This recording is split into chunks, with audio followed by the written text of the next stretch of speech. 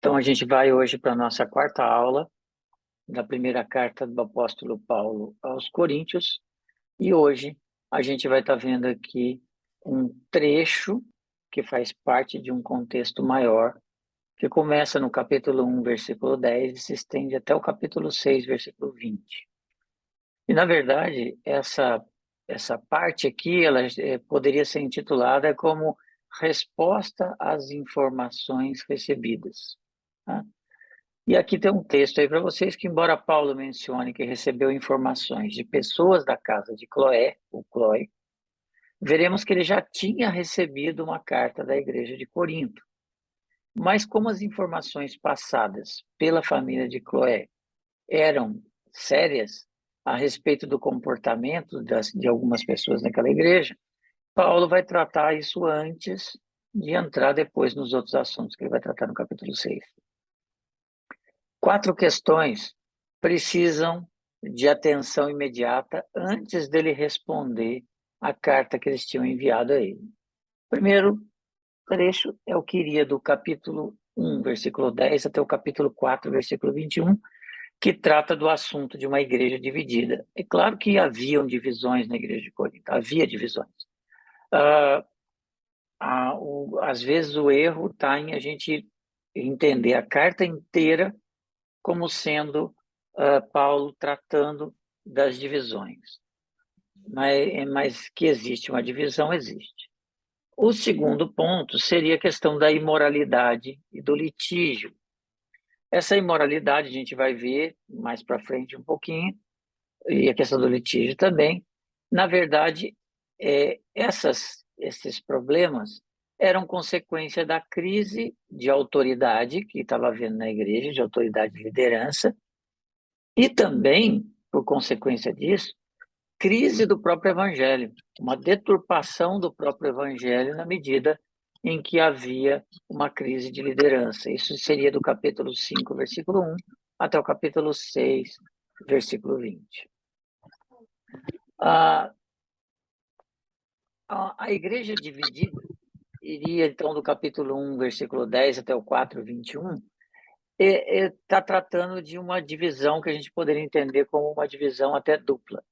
Um primeiro aspecto seria de uma divisão interna na própria igreja, divisão entre a liderança da igreja.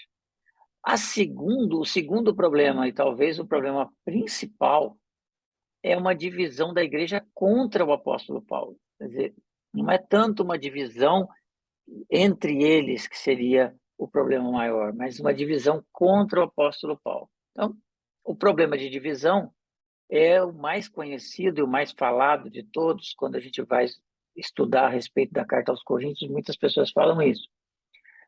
Só que esse, como o Gordon Fee menciona, é um problema complexo, por conta de algumas outras informações que a gente encontra aí na carta. Primeiro, se por um lado a divisão existia, quer dizer, a questão da divisão ela existia, ela é abordada na carta, muitas vezes a gente erra quando a gente lê a carta inteira sobre essa perspectiva, de que era uma igreja simplesmente dividida e tudo que Paulo está escrevendo, ele está escrevendo a respeito de uma divisão.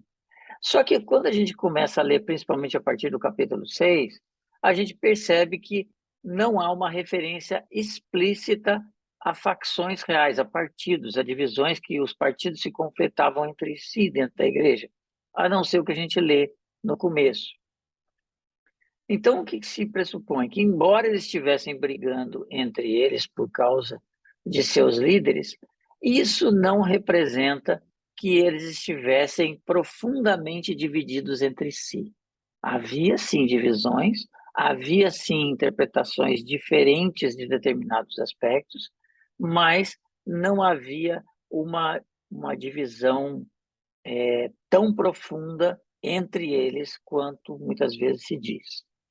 Esse problema de divisão, que é citado aqui, é algo que traz muitas vezes na nossa mente experiências que a gente conhece de igrejas na atualidade. A gente escuta, vivencia, conhece, seja lá qual for o contexto de cada um, situações de divisões em igrejas por mais variados assuntos, às vezes assuntos até banais. Igrejas que muitas vezes se dividem por coisas materiais, por o que fazer de um determinado templo, ou determinadas coisas assim, ou como vai se fazer isso ou aquilo, até divisões mais importantes, como divisões ligadas a entendimento da palavra. Mas isso é algo que a gente vive, e talvez por essa nossa vivência nos dias de hoje, a gente acaba muitas vezes, ao ler esse texto bíblico de 1 Coríntios, transpondo para essa igreja a experiência que a gente tem nos dias de hoje.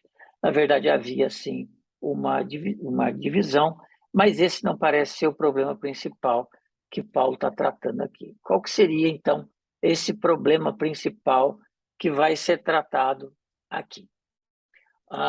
Quatro questões, então, envolvidas. Primeiro, há brigas e divisões entre eles que giram em torno de vários de seus mestres.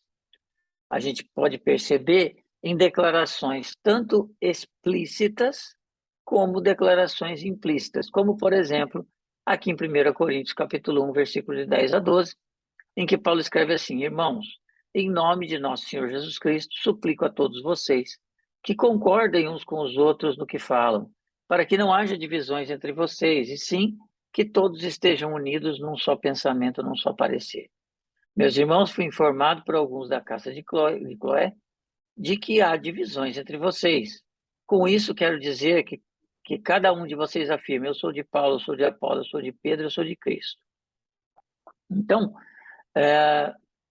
existe aqui uma declaração explícita de que havia uma divisão. Existem outras declarações que trazem isso de uma maneira um pouco mais implícita, uma maneira um pouco mais, digamos assim, você consegue entender o que Paulo está dizendo, embora ele não seja tão explícito. 1 Coríntios capítulo 3, versículos 3 e 4, o apóstolo Paulo escreve assim: Porquanto, havendo entre vós ciúmes e contendas, não é assim que sois carnais e andais segundo o homem? Quando, pois, alguém diz, eu sou de Paulo, e outro, eu sou de Apolo, não é evidente que andais segundo homens? Então, aqui mais uma declaração explícita de Paulo de alguma divisão. 1 Coríntios 3, 21. Portanto, ninguém se glorie nos homens, porque tudo é vosso. Então, glorie nos homens. Paulo está fazendo aqui uma menção, então, a essas divisões. E existem algumas que a gente poderia dizer que são indiretas, como 1 Coríntios capítulo 3, do versículo 5 a 9, quando ele diz: quem é Paulo, Apolo, e quem é Paulo? Servos por meio de quem crestes, e isto conforme o Senhor concedeu a cada um. Eu plantei, Apolo regou, mas o crescimento veio de Deus, de modo que nem o que planta é alguma coisa, nem o que rega, mas Deus que dá o crescimento. Ora, o que planta e o que rega são um, e cada um receberá o seu galardão segundo o seu próprio trabalho. Porque de Deus somos cooperadores, lavouras de Deus, edifício de Deus sois vós. E também em 1 Coríntios, capítulo 4, 1 e 2, onde ele escreve assim: Assim, pois, importa que os homens nos considerem como ministros de Cristo e despenseiros do mistério de Deus, dos mistérios de Deus. Ora, além disso, o que se requer dos dispenseiros é que cada um deles seja encontrado fiel, como também uma menção implícita ao que estava ali. Essas passagens, então, elas tratam, em primeiro lugar, da devida posição dos líderes e mestres e o valor que tem que se dar a eles. Paulo deixa claro isso.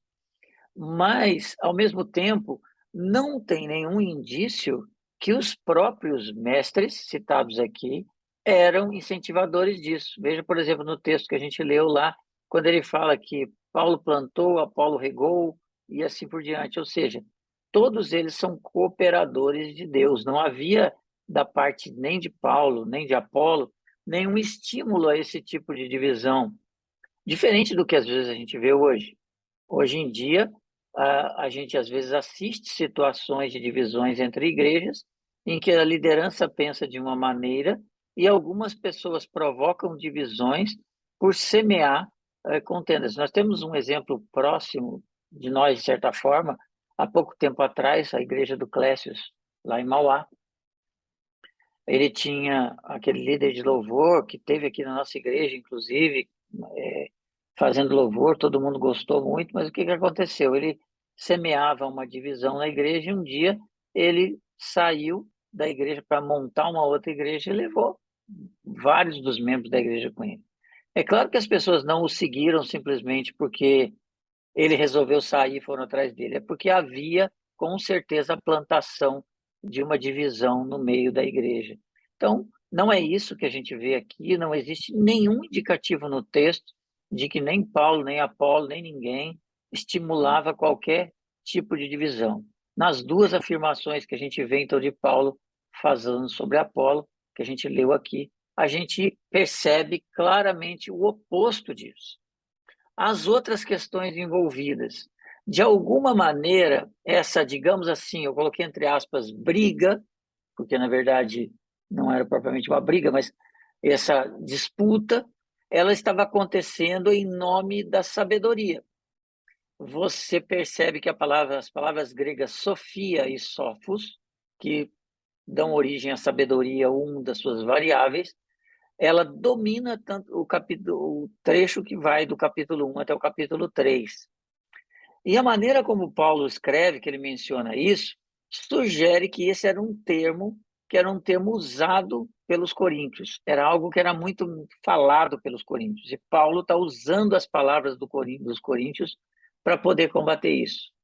Sofia e Sofos, que é uma variável de Sofia, ela aparece nas epístolas paulinas 44 vezes. Se você pegar todas as epístolas de Paulo, você vai encontrar 44 vezes a palavra Sofia ou Sofos. Sendo que nas duas primeiras epístolas, ele fala isso 28 vezes. 28 vezes nas duas primeiras epístolas de Coríntios. E em 1 Coríntios aparece 26 vezes a palavra Sofia ou Sofos, só entre o capítulo 1 e o capítulo 3. Então você veja a importância que Paulo coloca para essas palavras aqui. As outras restantes que a gente pode ler, né, das outras 16, as 10 outras restantes, perdão, elas estariam distribuídas nas outras cartas. Então, a gente vê que as divisões estavam girando em torno do entendimento que os coríntios tinham a respeito de sabedoria ou sofos. Lógico, quando a gente falou nas primeiras aulas, a gente falou que a cultura grega era uma cultura muito baseada na filosofia dos filósofos gregos, e a gente tinha aqueles chamados sofistas, que eram filósofos profissionais e que falavam com eloquência e que eles ganhavam seguidores com isso e ganhavam a vida com isso. Isso estava impregnado na mente dos coríntios. Então, eles estavam tentando, na verdade, aqui, pegar o evangelho e moldar o evangelho à sua cultura.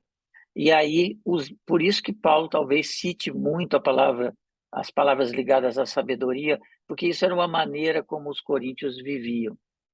Terceira questão a ser envolvida era relacionada às duas primeiras, nisso que eu falei. Paulo repete várias vezes a palavra vanglória dos coríntios. Por exemplo, 1 Coríntios capítulo 1, de 29 a 31. Paulo escreve assim: a fim de que ninguém se glorie na presença de Deus, ninguém se vanglorie na presença de Deus, mas vós sois dele em Cristo Jesus, o qual se nos tornou da parte de Deus sabedoria, justiça e santificação e redenção, para, como está escrito, aquele que se gloria, glorie-se no Senhor. Também você pode ver em 1 Coríntios, capítulo 3, versículo 21, em que você vê assim: portanto, ninguém se glorie nos homens, porque tudo é vosso. No 1 Coríntios, capítulo 4, versículo 7, em que ele escreve assim: pois quem é que te faz sobressair, e que tens tu que não tenhas recebido? E se recebeste, por que te glorias como se não tiveras recebido? Então veja que existe quando se fala de sabedoria e quando se fala da questão da divisão, se entende que havia uma coisa relacionada. Por que havia divisão? E por que sabedoria era algo que estava provocando isso. Isso está ligado àquilo que é chamado de vanglória, ou seja, ligado à soberba, ligado a todos essas situações de pecado que envolvem a nossa vida. Eu acho que algo que a gente aprende com essa situação é que o conhecimento da palavra, o conhecimento cada vez mais profundo da palavra, deveria nos transformar em pessoas mais humildes. Quanto mais, porque existe uma confusão entre espiritualidade e conhecimento. Não necessariamente uma pessoa cheia de conhecimento é uma pessoa que está vivendo um momento de espiritualidade desenvolvida. Deveria ser. Quanto mais eu conheço de Deus, mais eu deveria entender que eu não sou nada. Então, você vai lendo, conhecendo, mais você vai entendendo, nossa, como Deus é grande e como eu sou pequeno. E isso deveria me fazer olhar as outras pessoas com um olhar cada vez mais humilde. No entanto, a nossa natureza humana, carnal, caída, afetada pelo pecado, tem essa questão da soberba. Então, muitas vezes, a gente olha para aqueles que conhecem menos da palavra com um olhar altivo, com um olhar de soberba. Isso é algo que todos nós devemos sempre cuidar do nosso coração e sempre quando a gente perceber algo que está agindo em nós dessa forma, nos voltarmos a Deus e buscar nele essa verdadeira atitude que nós devemos ter, uma atitude de humildade, de saber que todo o conhecimento que eventualmente a gente tenha, ele não foi gerado por nós, ele foi adquirido da sabedoria de Deus. E, portanto, nós não devemos gloriar no nosso conhecimento, mas como o próprio apóstolo Paulo escreveu no texto que nós lemos, nós devemos dar glória a Deus pelo conhecimento que nós temos. E Paulo ainda os repreende por estar cheio de orgulho, que é o que ele escreve em 1 Coríntios capítulo 4, nos versículos 6, 18 e 19. No 6 ele escreve assim: essas coisas, irmãos, apliquei-as figuradamente a mim mesmo e a Apolo, por vossa causa, para que por nosso exemplo aprendais isso. Não ultrapasseis o que está escrito, a fim de que ninguém se ensoberbeça a favor de um em detrimento de outro. E no versículo 18 e 19, ele escreve assim: alguns se ensoberbeceram, como se eu não tivesse de ir ter convosco, mas em breve irei visitar-vos, se o Senhor quiser, e então conhecerei não a palavra, mas o poder dos ensoberbecidos.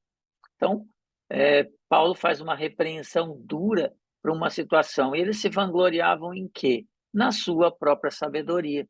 Eles se vangloriavam de simples seres humanos que eles aprendiam com eles e se identificavam mais com um ou com o outro. Portanto, eles se vangloriavam em simples seres humanos em nome da sabedoria. Alguns estudiosos dizem que se vangloriar nos homens aqui, em Paulo, Apolo, Pedro, era simplesmente uma maneira de se vangloriar em si mesmo. E aqui a gente vai mencionar daqui a pouco por que era isso, quando alguém diz eu sou de Cristo. Então era uma forma, na verdade, de eles se vangloriarem em si mesmo e não nas pessoas de quem eles estavam seguindo. A quarta questão envolvida aqui, ele tem um tom mais apologético, ou seja, de defesa da fé. Paulo, na verdade, pega um trecho aqui e faz uma verdadeira defesa da fé genuína do evangelho ensinado por ele. Porque Paulo não está defendendo somente a ele, como se a gente pensasse assim, tadinho de Paulo, se sacrificou tanto para ir a Corinto, ele trabalhou tanto, ele fez tendas para se sustentar por amor aos coríntios, e agora os coríntios estão se voltando contra ele. Que ingratidão! Existe isso sim, mas não é esse o ponto principal que Paulo está tratando aqui. A preocupação de Paulo aqui em defender o seu ministério tem mais a ver com a atitude presente, não com a atitude passada, que eles estão contra o apóstolo Paulo e dessa maneira eles estão contra o evangelho. O evangelho está sendo deturpado por conta desta oposição que eles estavam fazendo a Paulo. Então, como é dito aqui pelos estudiosos, para Paulo, a divisão que estava havendo nos coríntios era apenas um sintoma. O maior problema era a ameaça que essa divisão estava representando tanto para o evangelho quanto para a própria igreja de Corinto. A raiz dessa divisão era uma falsa teologia da cruz. Por isso que a gente vai ver no capítulo 2 Paulo mencionar isso explicitamente, que o que ele ensina é o evangelho da cruz. E aí, o que eles fizeram? Eles trocaram o evangelho da cruz por um triunfalismo ingênuo. E aí, isso significa ou excluir a cruz ou ir além dela. Essa compreensão equivocada que Paulo traz três coisas aqui, vai tratar de três assuntos. A compreensão equivocada dos coríntios quanto à natureza do evangelho, a concepção equivocada dos coríntios quanto à natureza da igreja e seus mestres, e a necessidade de Paulo de reafirmar sua autoridade. A gente sabe que no pano de fundo dessas quatro questões aqui está aquela questão de fundo grego, dos filósofos itinerantes, os sofistas, etc. A disputa que eles vão mencionar daqui a pouco a respeito dos líderes era, na verdade, baseada num julgamento meramente humano que eles estavam fazendo. Então, nesse aspecto, como eles olhavam para os seus líderes, criando critérios para avaliar seus líderes de acordo com a cultura deles, dos sofistas eloquentes que falavam, Paulo levava uma desvantagem enorme. Diz que Paulo não era tão eloquente nas palavras. E aí o que acontecia?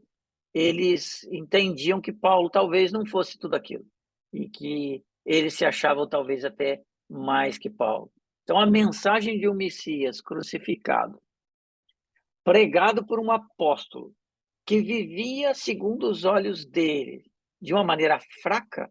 Paulo, como eu disse, era artesão, trabalhou no meio deles como artesão. Paulo se sustentava, e como eles tinham uma visão de que a prosperidade estava ligada também com isso, eles achavam que um evangelho de um Messias crucificado, pregado por um apóstolo fraco, não tinha tanta, sem ao poder nas palavras, não tinha tanta autoridade. Olha isso para o que a gente assiste hoje. Nós temos, muitas vezes, o costume de avaliar pessoas segundo critérios humanos.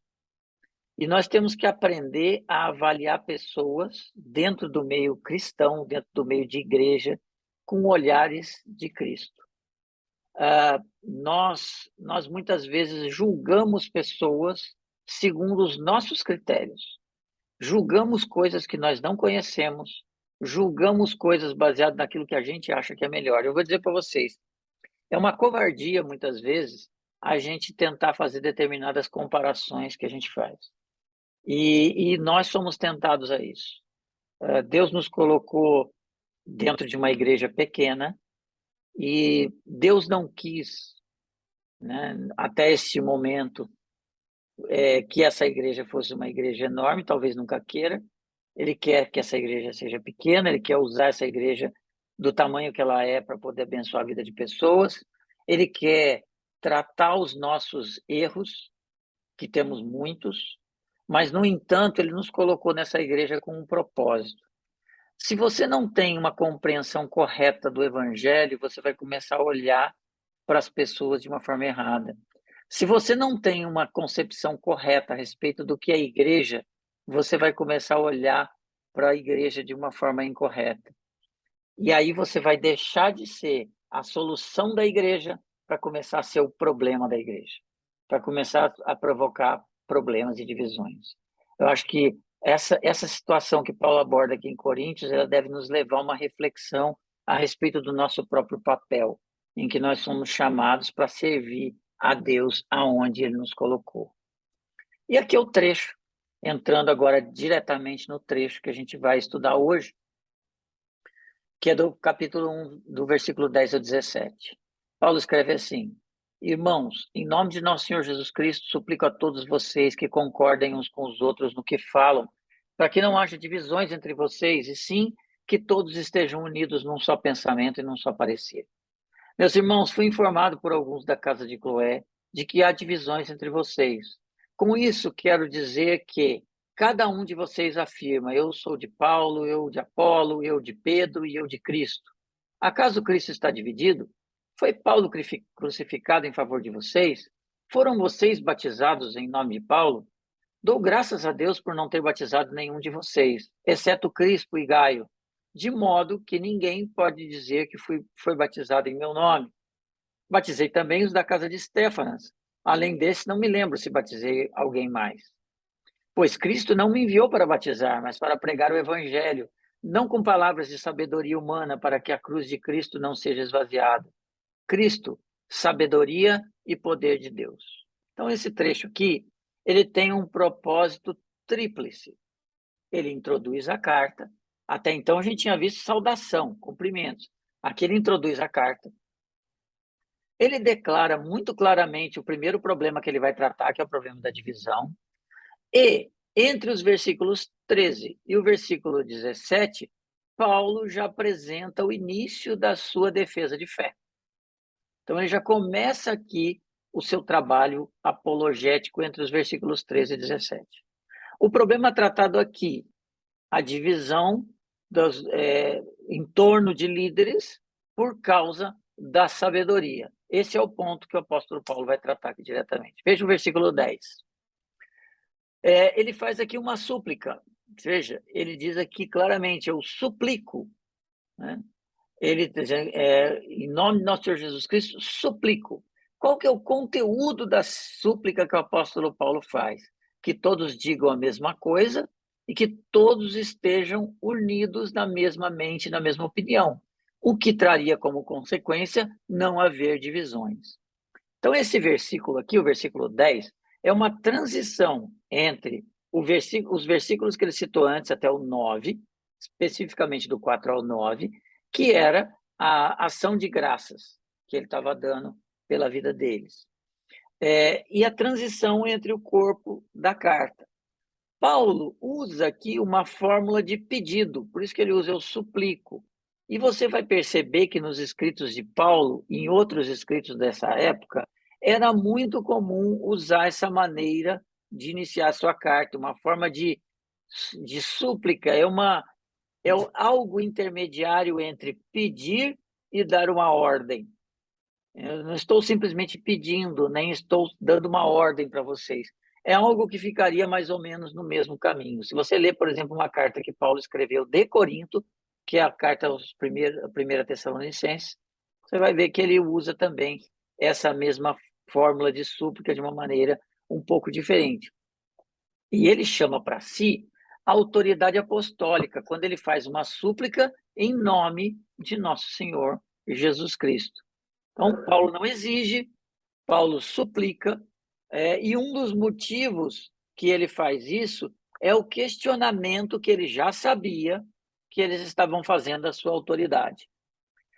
Mas não é só uma questão do questionamento da sua autoridade, é também uma coerência com todo o restante da carta, porque você não vai ver que o restante da carta seja um restante de carta de ordenar simplesmente que as coisas fossem cumpridas.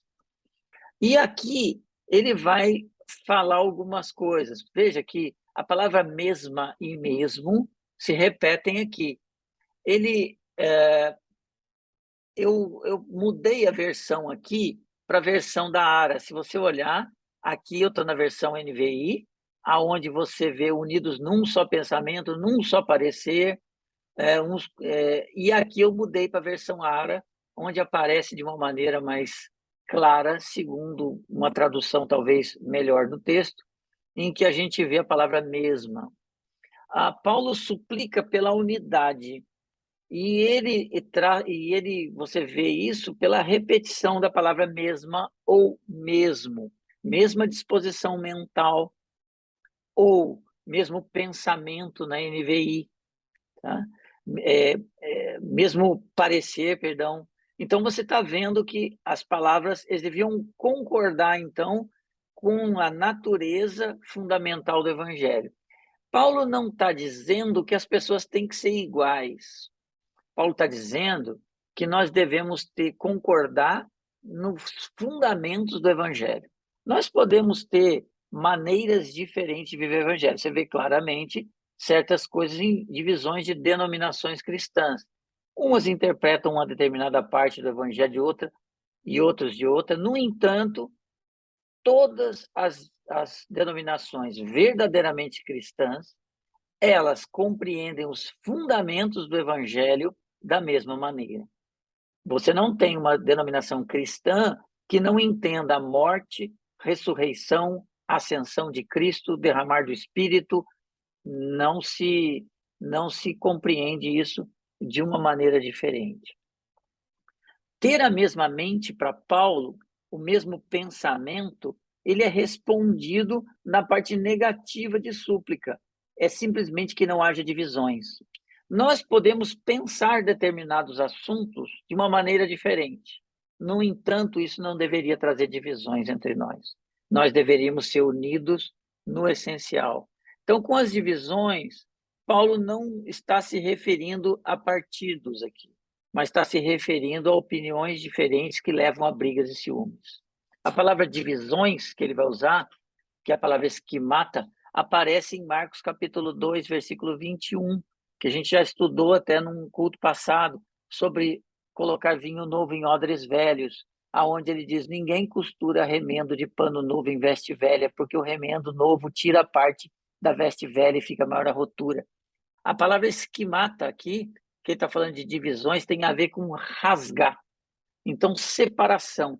Não são maneiras diferentes de pensar, mas são esgarçar, rasgar o corpo de Cristo, que é a igreja, de maneira por conta de opiniões diferentes. E quando ele diz estar inteiramente unidos, ele usa a mesma expressão que a gente vê em Marcos capítulo 1, versículo 19. Pouco mais adiante viu Tiago, filho de Zebedeu, e João, seu irmão, que estavam no barco consertando as redes. Então, consertando as redes, quando ele diz que estar inteiramente unidos, nós estamos reparando, ele estava dizendo que eles deveriam, com isso, reparar as divisões que estavam no meio deles. Nós devemos estar unidos nos fundamentos do Evangelho. Nós devemos estar unidos naquilo para o qual Deus nos chamou.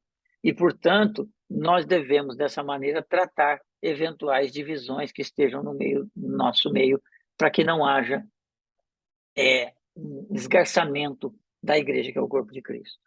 No versículo 11, Paulo escreve assim, meus irmãos, fui informado por alguns da casa de Cloé que há divisões entre vocês. Veja que divisões, rasgar, está separada a igreja. Quem era Cloé? Cloé, provavelmente, ela não era coríntia, muito provavelmente. Ela era asiática, rica, cujos interesses comerciais faziam com que seus mensageiros viajassem sempre entre Éfeso e Corinto. Veja, quando Paulo escreveu a carta aos Coríntios, ele estava em Éfeso. Provavelmente Cloé era uma mulher de Éfeso. E ela tinha esse comércio e tinha mensageiros que viajavam daqui para lá fazendo comércio. Alguns desses mensageiros talvez tenham se tornado crentes e membros da comunidade de Éfeso. Quando eles estiveram em Corinto, eles perceberam isso e trouxeram informações para Paulo. Cloé, logicamente, era conhecida dos coríntios por conta desse comércio que havia.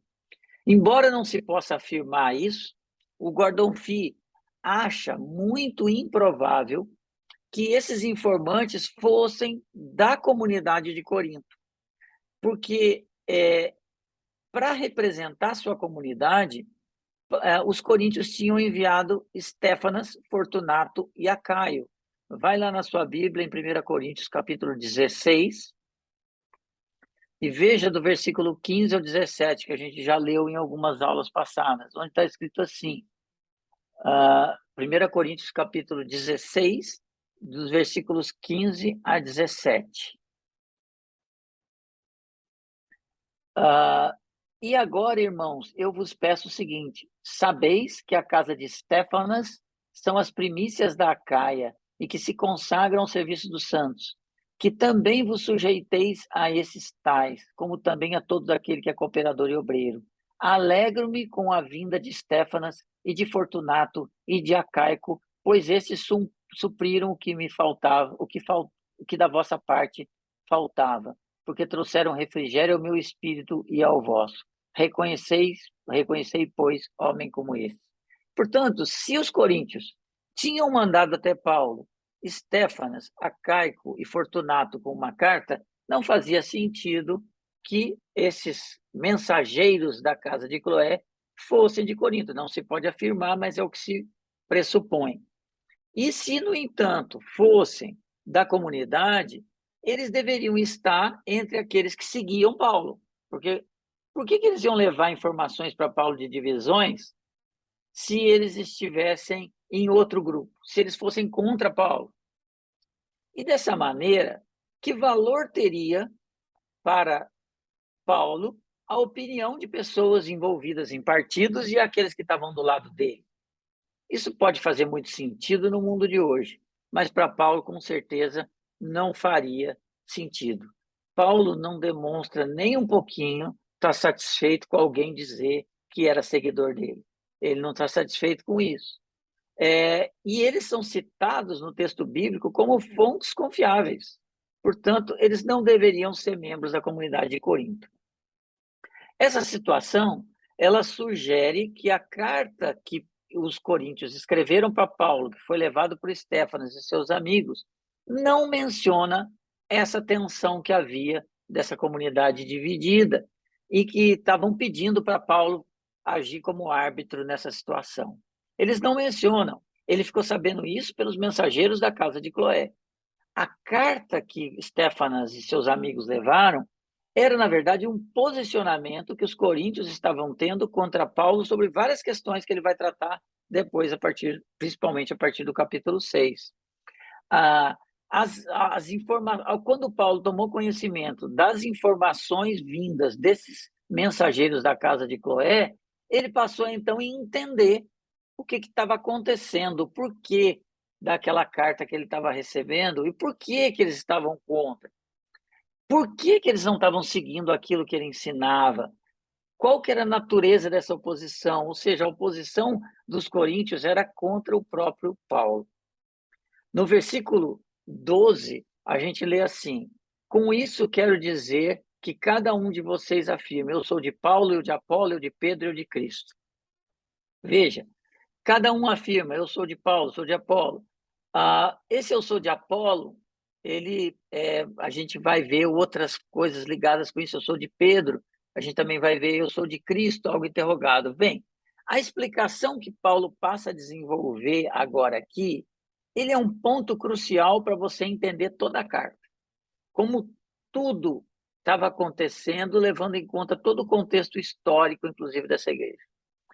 Paulo usa slogans, eu sou de Apolo, eu de Apolo, eu sou de Paulo, etc. Mas não é possível saber com absoluta certeza o quanto isso descreve uma situação real, se realmente as pessoas estavam falando isso de uma maneira clara, o quanto isso é uma maneira retórica que Paulo usava muitas vezes no seu discurso a respeito do que ele ouviu baseado nos relatos. Ele ouviu os relatos das divisões e ele usou esses slogans como uma forma de refletir o que estava acontecendo ali na igreja. Pode, então, ser uma retórica para que ele chamasse a atenção dos coríntios e para que eles ouvissem aquilo que ele estava dizendo e poder abrir os olhos para o que estava acontecendo no meio deles. Ao dizer cada um, que ele escreve aqui, cada um de vocês afirma, ele está dizendo que a igreja inteira está envolvida nisso. Ele está dizendo que a igreja inteira, pelo menos, foi afetada por essa situação. E Paulo começa exatamente com o nome dele. Ele começa dizendo, eu sou de Paulo. Isso, com certeza, foi uma estratégia que Paulo usou para essa situação, para poder começar exatamente com o exemplo dele próprio. Será que ele está tratando aqui de um grupo que era fiel a ele? Ou de um grupo que usa o seu nome sem o consentimento dele? Essa é a ideia que a gente tem que ter quando a gente fala dessa questão do que havia ali, se ele está realmente usando slogans que eles usavam ou não. Nós sabemos só pelo versículo 13 que Paulo não está nem um pouco satisfeito com essa situação, seja ela qual for. Quando a gente vê que ele diz Apolo, quem era Apolo? Apolo era culto, segundo o que a própria palavra de Deus diz, e eloquente. Se você for lá em Atos, capítulo 18, versículo 24, você vai ver que essa característica de Paulo, de Apolo, de Apolo ser culto e eloquente. Alguém está com o microfone aberto aí, se puder fechar, por favor. E ele tinha profundo conhecimento das Escrituras. E havia algumas compreensões equivocadas que ele tinha, e eles foram corrigidos, esses equívocos que ele tinha na compreensão do Evangelho foram corrigidos por um casal que era companheiro de Paulo em Corinto, Priscila e Áquila. E o que nós já lemos em 1 Coríntios capítulo 3, de 5 a 9, Paulo diz que Apolo regou o que ele próprio semeou. Então, o problema aqui não era Apolo, mas o problema era o orgulho que os coríntios tinham, que faziam com que eles se vangloriassem na sofia, na sabedoria.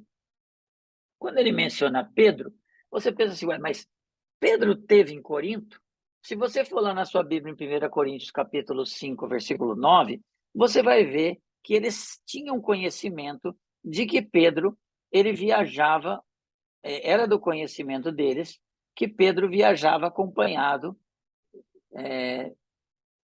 capítulo 9, versículo 5, você lê assim: não temos nós o direito de levar conosco uma esposa crente, como fazem os outros apóstolos e os irmãos do Senhor e Pedro? Então, havia um conhecimento da parte dos coríntios de que Pedro tinha uma esposa. Esse conhecimento vem porque Pedro esteve em Corinto?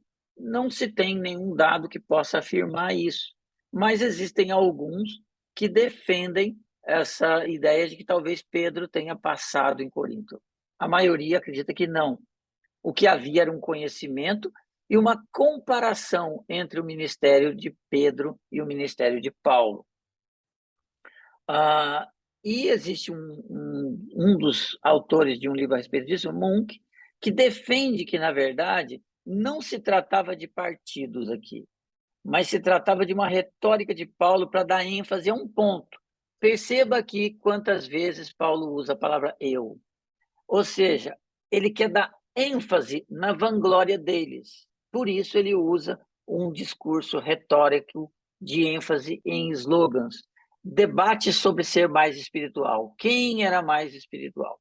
Então, talvez Munk defende essa ideia de que não havia o uso desses slogans pelos coríntios, mas que Paulo teria, na verdade, usado isso como uma maneira de chamar a atenção deles para aquilo que eles estavam exaltando, que era o seu eu.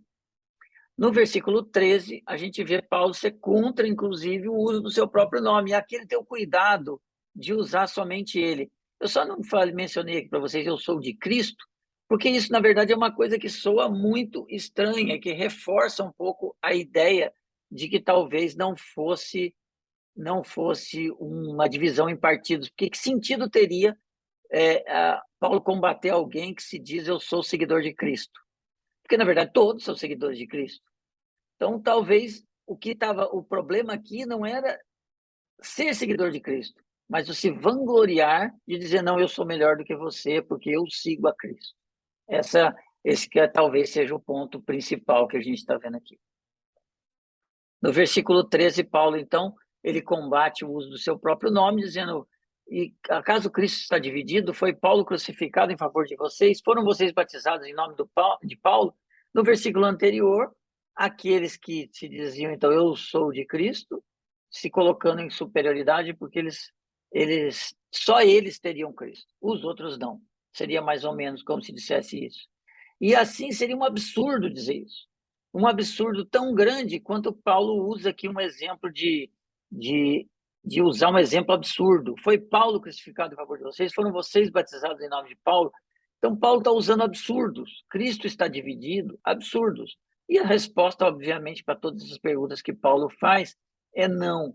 Então, ele está usando aqui absurdos. Seria um absurdo achar que Paulo teria morrido por eles, porque, na verdade, ele primeiro estava vivo e, segundo, que isso é uma maneira absurda de entender o evangelho. Depois a gente vê nos versículos 14 e 15, ele dizia uma coisa: dou graças a Deus por não ter batizado nenhum de vocês, exceto Crispo e Gaio, de modo que ninguém pode dizer que foi batizado em meu nome. Aqui a gente deve ter cuidado com algo que, assim, Paulo não está negando o batismo, nem muitas vezes menosprezando o batismo. Ele está aqui e nem trazendo uma teologia nova a respeito do assunto. O que ele está trazendo aqui é trazendo luz a respeito do que ele disse antes. No versículo 13, a tradução para batizados em nome de poderia ser traduzida também como batizados para dentro de, no sentido de lealdade. Por isso ele é grato a Deus por ter batizado poucos. É como se ele dissesse: pelo menos isso eu tenho ao meu favor, para que ninguém foi batizado por mim não diga um absurdo, como sendo tem que ser leal a mim e não leal ao Evangelho de Cristo. E aí se formasse, então, uma seita em nome do próprio apóstolo Paulo. Essa situação, ela talvez esteja ligada ao versículo 17, aonde tem a intenção de colocar o rito do batismo dentro de uma perspectiva correta, como a gente vai ver daqui a pouco no versículo 17, ligado à proclamação do evangelho. Quando ele fala aqui sobre exceto Crispo e Gaio, Crispo, a gente tem informação a respeito dele. Agora, Gaio dificilmente se encaixa na descrição dos crentes que ele vai fazer no versículo 26 a 29. Porque ele diz que Gaio ele tinha uma característica, ele era um homem que hospedava crentes e que, portanto, ele tinha posses. E ele deveria pertencer à classe dos romanos, pelo nome dele, que foram libertos pelo Império Romano e enviados para Corinto, que, através do desenvolvimento do comércio lá em Corinto, se tornaram ricos. Provavelmente, esse era Gaio. E Paulo diz que se alegra, o nome dele, Crispo, era o chefe da sinagoga, que é mencionado em Atos, capítulo 18, versículo 8. E Gaio, a gente vai ver citado num trecho de Romanos, capítulo 16, versículo 23. Gaio, hospedeiro meu e de toda a igreja. Então, provavelmente, esse é o Gaio. E por ser um hospedeiro, por ser alguém que recebia as pessoas na sua casa, deveria ser um homem rico. E sendo um homem rico, sem um nome grego, com um nome latino, ele deveria provavelmente fazer parte daqueles que foram libertos pelo Império Romano e que tinha se tornado rico na cidade de Corinto. Depois ele tem esse trecho aqui, que a gente vê entre parênteses na nossa Bíblia. Por que entre parênteses? Porque isso parece ser um acréscimo que foi feito.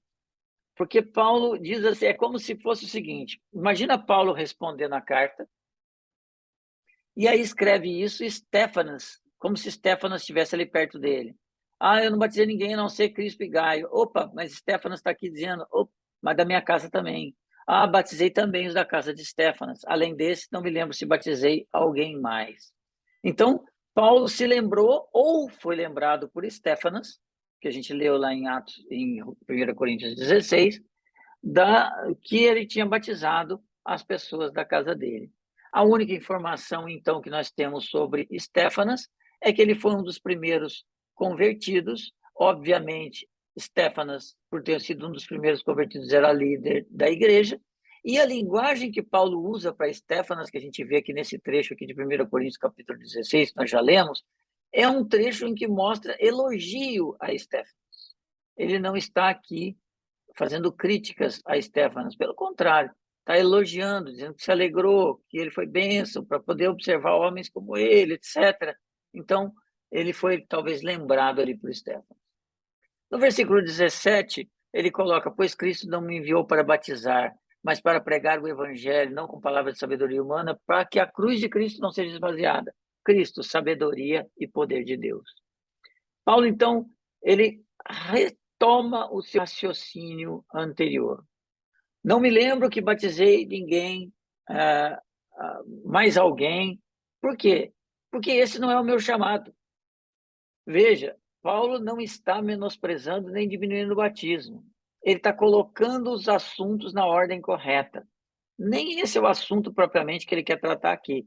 A intenção, então, não era minimizar nem criar uma teologia nova, mas sacudir a mente dos coríntios para a loucura que eles estavam fazendo quando se declaravam leais a seres humanos. Ah, parte do entendimento que a gente pode tirar daqui é que o batismo vem depois de ouvir e crer no Evangelho. Então, primeiro, pregar o Evangelho, crer no Evangelho e então ser batizado. Por isso que isso é uma defesa da fé, uma defesa apologética. Por isso Paulo diz que seguir o Evangelho, que pregar o Evangelho e seguir foi aquilo por qual ele foi chamado.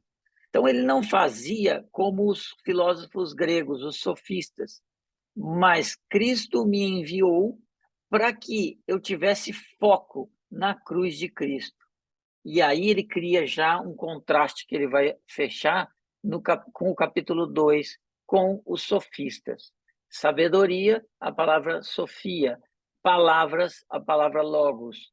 E aí isso tem uma importância grande no entendimento do evangelho, e aí ele já vai estar criando aqui esse contraponto entre os sofistas e o verdadeiro evangelho de Cristo.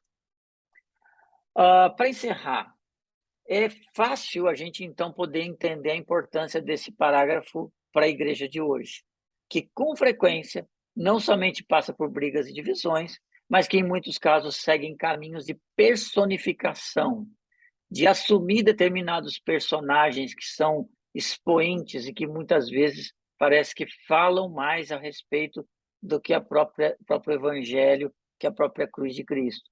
Com isso, o que acontece? Começam a se afastar da cruz, com movimentos individualistas, aonde a glória é dada a homens, formando seitas que as pessoas seguem e muitas vezes dizendo que estão seguindo o verdadeiro evangelho.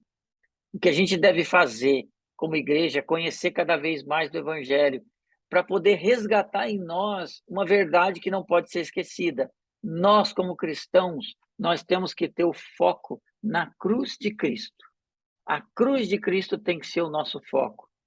Deus não nos chamou para prosperidade como foco, para nada disso como foco. Ele nos chamou para nos gloriarmos na cruz de Cristo e sermos mensageiros da cruz de Cristo, o que contradiz com o jeito cada vez mais humano de fazer igreja nos dias de hoje. Bem, esse é o conteúdo que eu queria passar hoje, e aí eu estou aberto se alguém tiver alguma dúvida que queira tirar, para nós podermos, então,